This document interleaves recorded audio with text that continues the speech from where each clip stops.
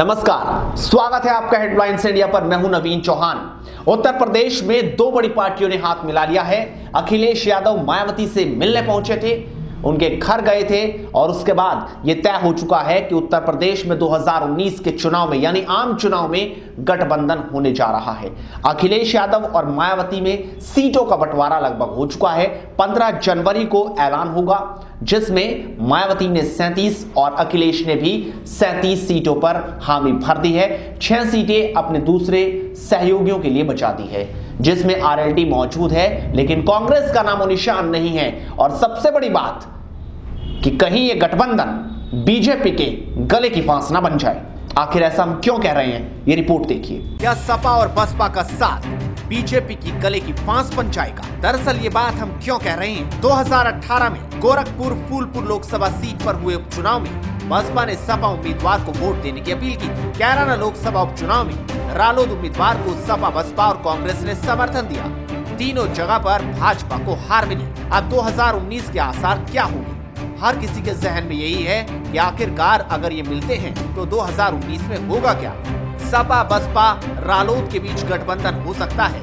अगर विपक्षी साथ आते हैं तो 2014 की स्थिति के हिसाब से भाजपा को 53 सीटों का नुकसान हो सकता है। आपको बता दें कि भाजपा ने 73 सीटें जीती थी, लेकिन इस बार उसे महज 20 सीटों पर ही संतोष करना पड़ सकता है। वहीं सपा बसपा के खाते में 60 सीट आ सकती है। अंदाजा महज इस बात से लगा सकते हैं कि अगर वरुण गांधी की 2014 की जीत को देखा जाए तो उन्हें जीतने के लिए 4,10,348 वोट मिले थे और तब वो सुल्तानपुर सीट जीते थे। बसपा के पवन पांडे को 2,31,446 वोट, जबकि सपा के शकील अहमद को 2,28,144 वोट मिले।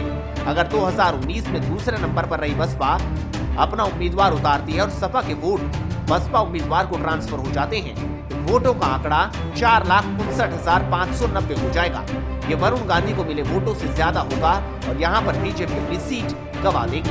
ऐसे ही मिर्जापुर, सहारनपुर और तमाम दूसरी जगह भी इसी तरह का समीकरण बनता दिख रहा है और ये समीकरण बीजेपी के लिए बहुत बड़ी मुश्किलें खड़ी कर सकता है। यही कारण है कि सपा बसपा साथ आ ही गई। तो देखा आपने किस तरह से बीजेपी को मुश्किल हो सकती है आम चुनाव में, क्योंकि बसपा और सपा के साथ आने से जो सीटें बीजेपी ने भारी भरकम तौर पर 2014 में जीती थी, वही अब घट सकती हैं और आंकड़ा बहुत चौंकाने वाला है। इस वीडियो को आप शेयर जरूर कीजिए, लाइक कीजिए और हेडलाइंस इंडिया को सब्सक्राइब जरूर कीजिए, साथ ही घंटी दबाइए। नमस्कार।